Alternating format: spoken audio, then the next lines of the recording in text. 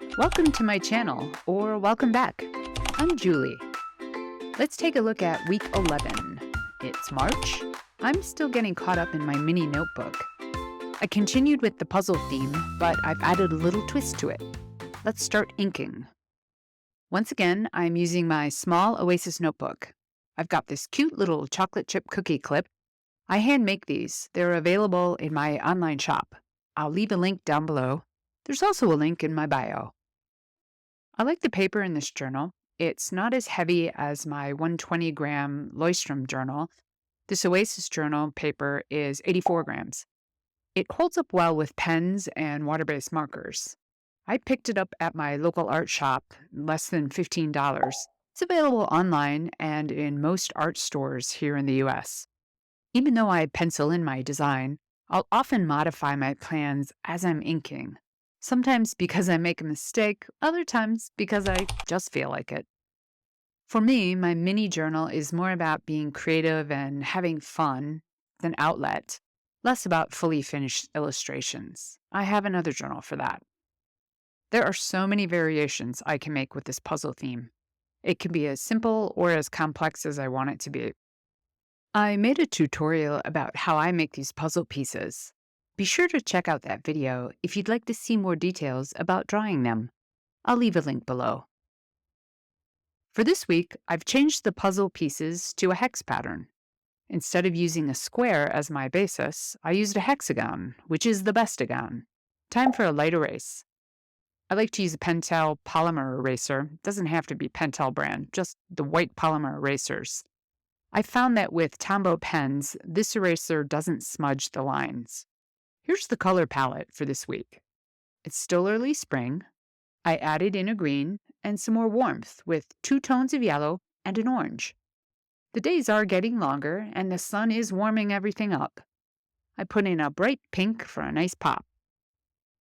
I'm using Primrose dual tip markers. One end is a brush tip, the other is a fine point. This is really coming together. I always like to have a couple of lighter boxes, usually a neutral gray. I'm going to use these for some reminders for my week. I like to add gray in to make sure I don't have everything the same visual weights. Back to a Tombow Fudenosuke pen.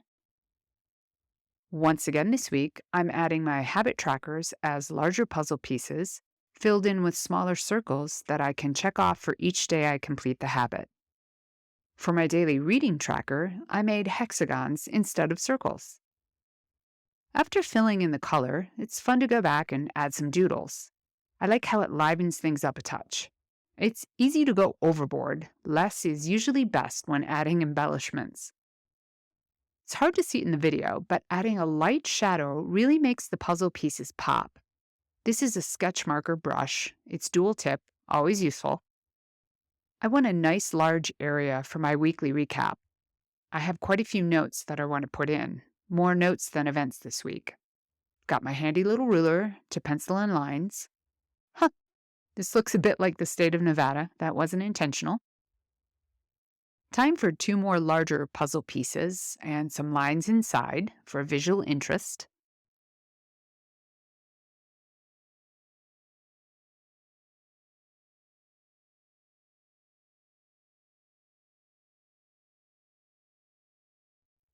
Quick recap of my supplies.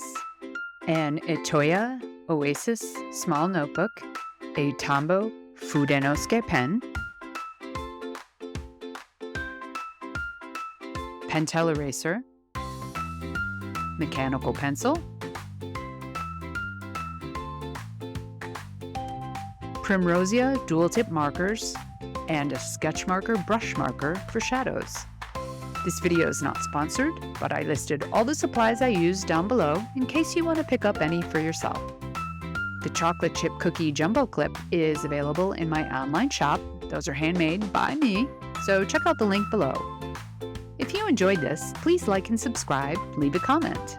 For next week, I stayed with the puzzle theme and made another variation. Thanks for watching.